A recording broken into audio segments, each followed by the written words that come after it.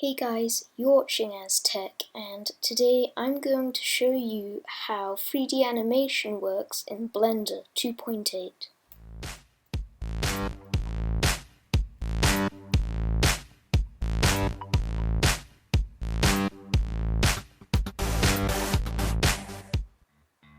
You're going to want to start off by adding a new file in Blender, then opening the timeline, and let me just explain what a timeline is.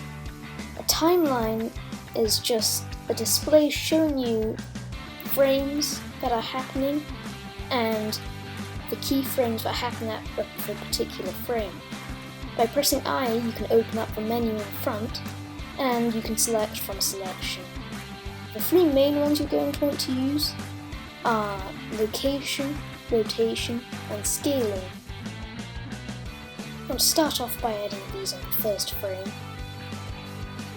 Then by fast forwarding a few frames and moving or rotating the object and adding a new keyframe for the movement you have just done,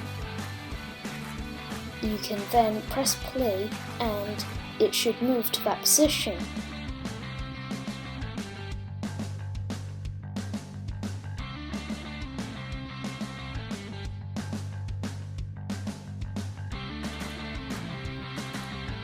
Now, if you fast forward a few frames again and rotate your object, then add the corresponding keyframes, you can have the exact same effect by rotating, scaling, or moving your object.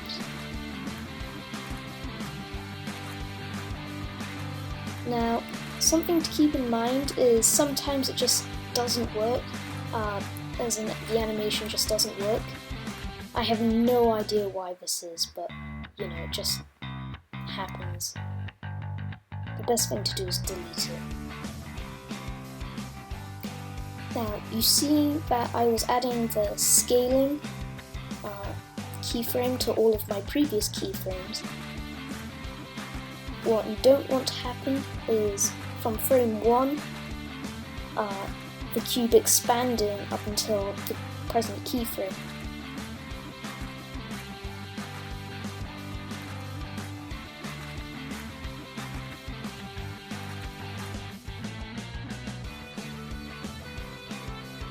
Now, if you go onto the tab that I'm on, you can see that you can change the render engine from Eevee to Cycles or to Workbench. I prefer to use Cycles, but it's pretty heavy on the computer, so if you have a low spec PC, I'd recommend using Eevee.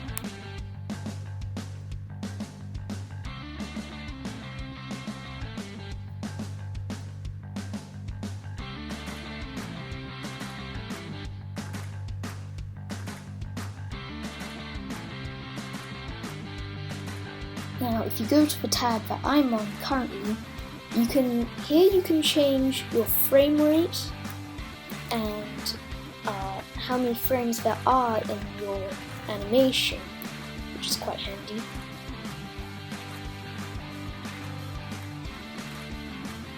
I highly recommend, unless you have like a PC or you're willing to let a computer run overnight, I'd recommend just running at 24 frames per second.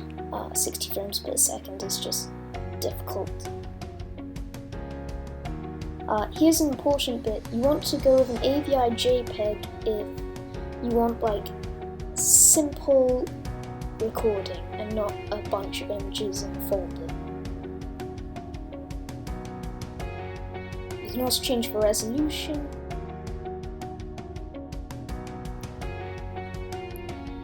Now, if you go onto the folder tab, you can change where your animation is saved to.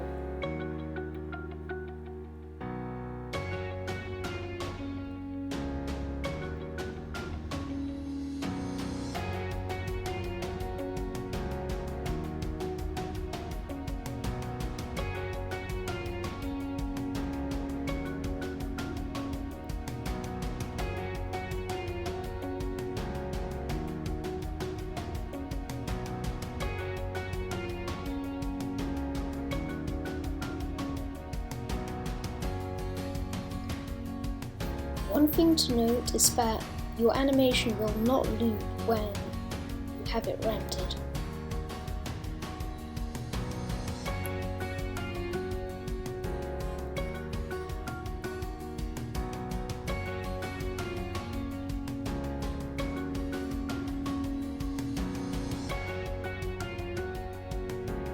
Now, I've added a plane here, and this is an excellent example of very poor planning, as I did not take into consideration the rotation or the scaling for this. But I've added a plane there anyway, because I thought it would make it look prettier.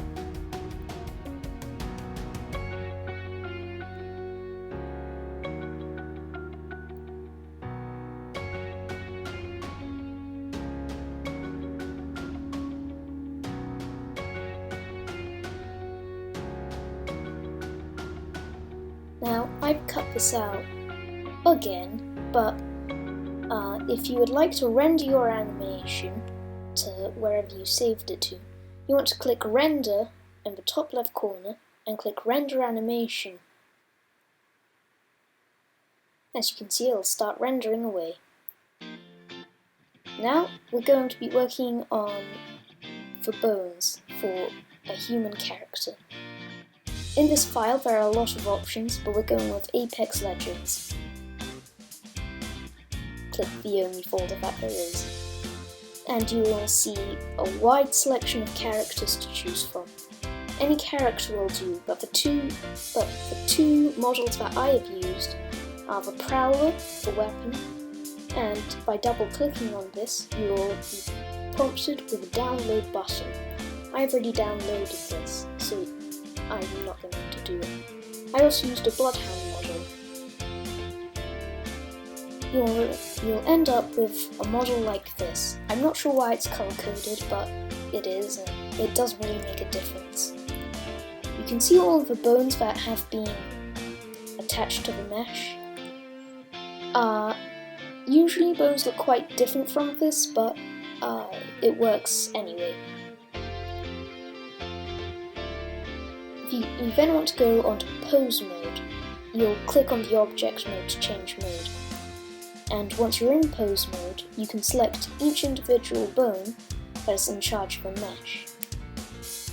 You can then push up the timeline once again and just move any bone you like with the mesh. It's basically the same as the previous bit,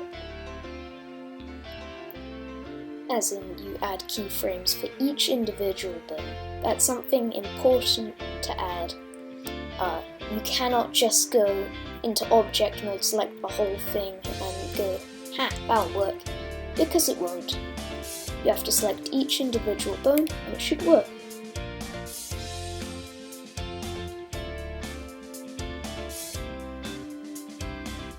Now, if you want to add the Prowler, you want to go into File, Append, select the Prowler from wherever you saved it to. This is Downloads. Now, there are a lot of options to add from the scene of which the model is, but you just want to go with Object for the moment.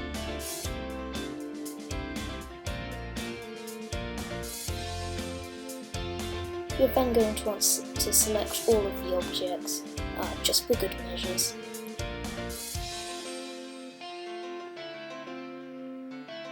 Then if you go into object mode and select the Prowler, and move it up to according to where you want it to be,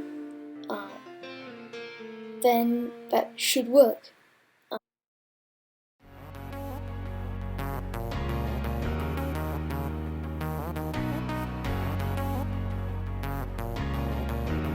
I haven't done a full-on animation, but I have rendered an image just to give you an idea of how painstakingly long this kind of thing takes.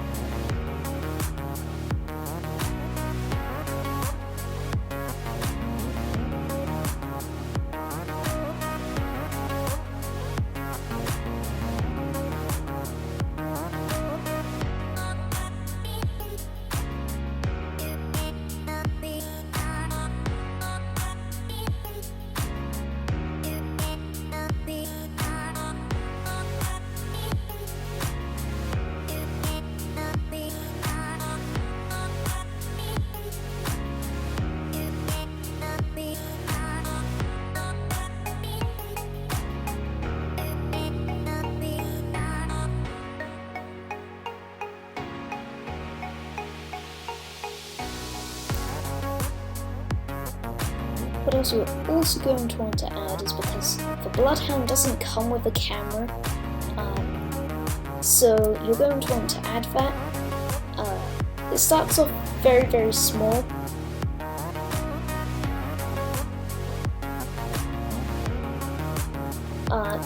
You can just scale up the camera and position it to whatever you like. To achieve the background that I have, it's not like Photoshop or anything, it's just a plane rotated 90 degrees with the color of any choice. I chose dark red as it suits his character.